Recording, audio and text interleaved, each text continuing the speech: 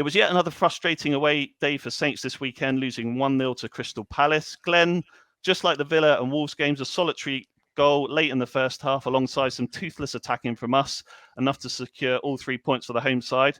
I think the word that I kept seeing was predictable. Yeah, we lose or we learn. Yeah, right. The Villa game, the Wolves game, the Palace game, they've kind of been incredibly similar from the point of view of we've played against teams that have come into it with not a lot of confidence, and we've just sat back passively and let them play their way into the game. Every time we were 1-0 down at half time, and in the second half of all 3 games we were slightly better, but couldn't get back into it. And it was just poor. I wasn't remotely surprised by the starting lineup because Ralph's got a habit of doing that. He we played reasonably well against Arsenal, so he picks basically the side that did well in the second half for the next game, which is, okay, on one hand you're rewarding the players who did well, but on the other hand it's a completely different assignment. It reminded me very much of like when we beat Arsenal last year and he picked the same team, same tactics to play Burnley away the following week, and we were garbage.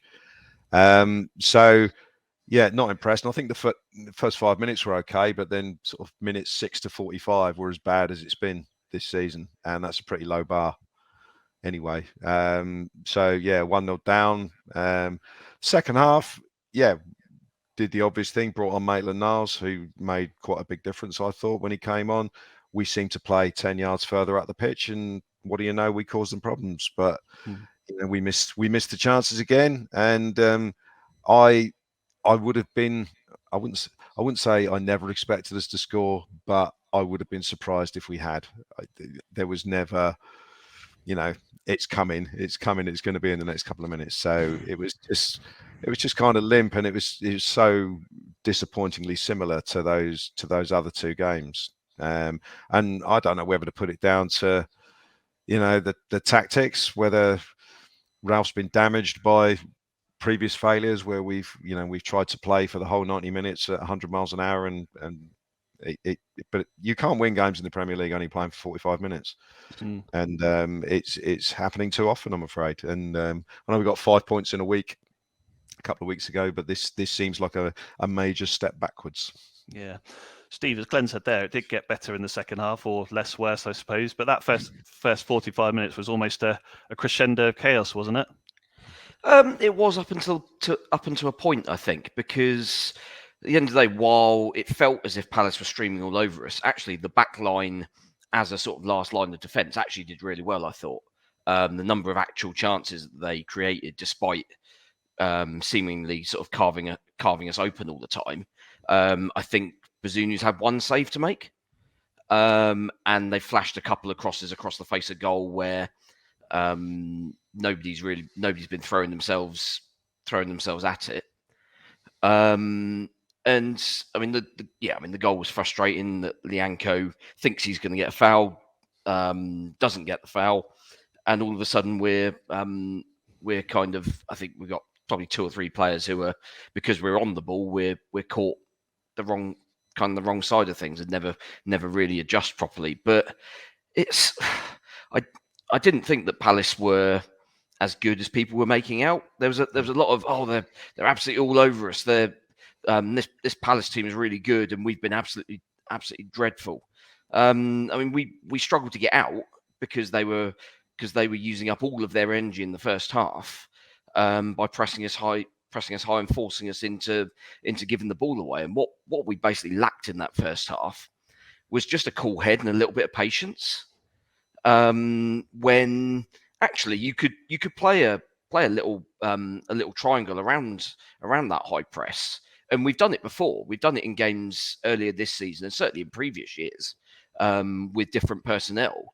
And I mean, you'd argue some of those players are less comfortable with the ball at their feet. Players like Bednarek and Stevens, who used to always get flustered when they were put under pressure, and yet I don't remember us giving away many goals when we were playing out from the back. So I think part of it just a lack of patience, maybe a lack of confidence in their own their own first touch, perhaps. I guess when you're in the sort of league position that we're in, where you're not getting that many wins, there is a tendency to kind of play safety first, and therefore the ball is going to end up eventually, after you've played a few passes around, if the pressure's still coming, the ball's going to go back to the keeper and it's going to go long. But all that's doing is it's inviting them to come onto you again. So it's frustrating. But I mean, as we said, I mean, second half was a lot better. We created a lot of chances in that second half, especially in the last 20, 25 minutes or so, and that was largely as a result of Palace not pressing us anymore after half time, because they'd obviously run their race in the first half. And unfortunately, at the end of the day, if we'd been able to spend £30 million on a centre forward with a slightly better conversion rate than our current £15 million centre forward, then we'd have at least drawn that game, if not won it, because we were all over him second half, really. Yeah. Jacob, you were there. I was following your live tweets. It almost felt inevitable that the goal was coming from the way you were tweeting and talking about Palace sort of getting in between the lines and things like that. I suppose the question, lots of Saints fans, and I can already see lots of comments coming in, which is great. You know, the likes of Ellie talking about the midfield being atrocious and things like that. Were you surprised that Ralph didn't change things sooner? And, you know, I suppose there's always been this air around him, and it's not just Ralph, obviously, that he sometimes is a bit arrogant to maybe admit things are going wrong and, you know, could have whipped off Diallo and brought someone on, for example. So were you surprised he didn't change it sooner? Because it felt to all of us, certainly you that were there, that the goal was coming. I was. I don't think you even had to make a sub. You could just reshuffle it a little bit, just tweak the system. I remember a couple of years back against Bournemouth at home, he changed the system 3 times because it wasn't working. So he has had a history of being proactive. The thing about Ralph, and I think a lot of people say this, close to the club, is that when one formation works and he stumbles across something that works, he tends to go with it next game and the next game after that, regardless of the team they play and the formation. You know, so for example, the back three, you know, with Lianco and Elianusi down the right side worked at Arsenal. He thought he'd go again.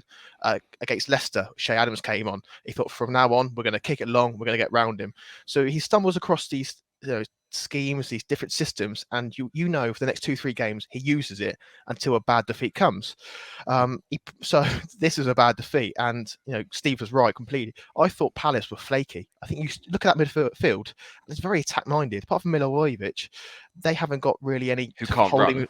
No, exactly, and you've got any holding midfielder. And when Southampton did, you know, manage to string a few passes together, they could get break beyond with ease, really. You know, with Rebo and Stuart Armstrong getting in between the lines. So I just thought Southampton were just completely void of anything in that first half. And even though it was 0-0 for half an hour, it just felt like they were 2-3-0 down just by the atmosphere, you know. And I think even the fans felt that as well, you know, watching it. So it wasn't good, and they kind of shot themselves in the foot. And I know we're going to point to Shea Adams for, you know, missing them, and of course, you know, he has to shoulder some of the burden. But ultimately, if you don't have that first half performance, you're in at 0-0, or you know, even Shea Adams scores in that first half, he hits the post.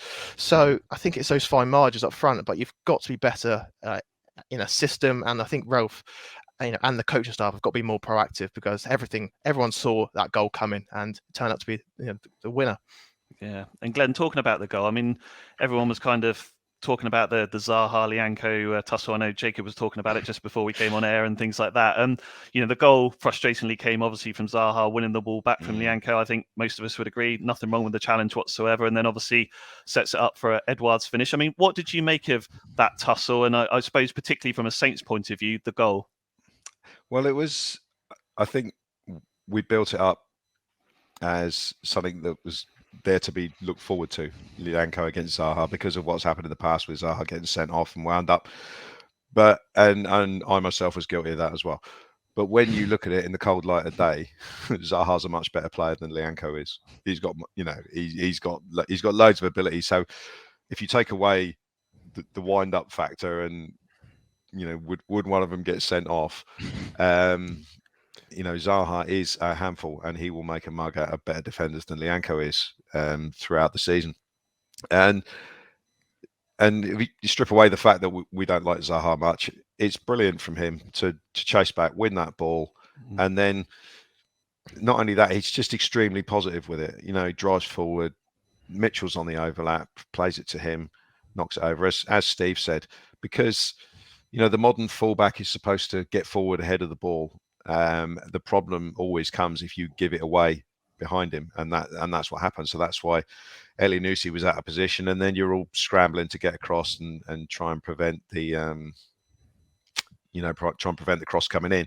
And to be fair, Salisu was very close to get into the cross before Edouard as well. But it's just a shame that Edouard managed to get that one. But I have to say, it wasn't just Zaha. I was impressed with Elise and Eze. Yeah. And their movement across the pitch to. I mean, did you see the one where Edouard's goal was disallowed? I don't know, he was narrowly offside, but the run that I think it was Elise made, he made a run from the right wing to centre back. Right wing to sort of central areas in front of the penalty area, and you could see Perrault sort of trying to pass him on to someone, but Saints make a decision with that, with that movement, and it just makes it so much more difficult. It's what I was going on about last week about Saints tend to attack in straight lines. There was a little bit more from us in that regard in the second half with Aribo and Armstrong getting on the ball, but I thought that the attacking midfield three for Palace were really, really good. And because of the way we played the first half, we didn't get to go at the weak parts of their team, which are Milivojevic and Slup in midfield, which are the fullbacks. But we didn't do anything to test them. I mean, Joel Ward, how on earth is he still getting Premier League games? But we did nothing against him, really. I mean, he's due a testimonial, I think, next year. It's ridiculous. Yeah, 40 years at one club. But yeah, so it was disappointing goal, and I think it's a shame for Lianco because you really want him to do well, but he got caught out there, and that is ultimately the reason we lost the game. Yeah. And part of the issue with the whole Lianco Zaha matchup is that we try and wind Zaha up because we know that he gets distracted, and yet why have we chosen the one guy in our team who is also going to get very distracted by this situation? You need somebody who likes playing. I mean, while likes playing the wind-up merchant, is also able to maintain a cool head themselves. That's why Prowse's been so good at it in previous years when he's been tasked with fulfilling that role, because that Prowse will be able to put that out of his mind when he's got to actually focus on the game. Yeah. Whereas Lianco, being the sort of all-action, sort of emotional character that he is, it's almost a caricature, isn't it, of a sort like Tom and Jerry or something, isn't it? Like dangling the carrot almost. Yeah. But it was obvious that basically if he didn't manage to get Zaha to react, then Zaha was going to get him to react. Mm. And it was just a case of who was going to blink first. I mean, as it turned out, they ended up both getting booked in the same instant, which, I mean, I kind of thought Zaha was a little bit lucky there, because he did look as if he stamped on Lianco's ankle, or at least looked as if he was trying to, which I'm pretty sure is a red card offence. But, I mean, you know what? Not the idiots in Stockley Park are like. But it was, you're tasking somebody to do a job where you're kind of you're almost expecting them to fail. It's weird. Yeah. And Glen, I mean, that's just one away goal now for Saints in 5 games. I think it's 3 and 7 in the Premier League in total. Mark said here, Ralph is getting a hammer in again, but if we'd have backed him in the summer with a striker who could score, we may well have won yesterday. Tom saying, how many chances do we need to put the ball in the back of the net? I mean, it's not just Shea. I think, all of us sitting here, myself certainly, we like Shea, we like his work rate. He's clearly developed in his time at Saints, but at Premier League level, picking on him particularly for those two, I mean, one or both of those have got to go in yesterday, haven't they? The right-footed one has got to go in. We've got Shea hits the goalkeeper from everywhere, doesn't he? I mean, do you remember a couple of years ago at Tottenham where he managed to hit Lloris from like 3 yards or something when he had the whole goal to aim at? Shea seems to hit the goalkeeper. Adam Armstrong always hits the defender with the shot every single time. So we seem to have this issue. The first one that came to his right foot, I thought Shea should have scored. The second one, where Elyounoussi blocked Mitchell's clearance, and him and Che and Aribo worked that really nicely. It was a left-footed effort, and it was a decent save, to be fair, because it was nearly past him when he dropped on it. So I don't blame him too much for that one. But I'll defend Che Adams a little bit because he's the best that we've got. He is the best that we've got, and yes, it was a failing in the summer, but there were a lot of issues that needed addressing in the squad. And I don't know I can't remember how many players we brought in, about 10, whatever it was. But it is very difficult to fix every single problem in one transfer window.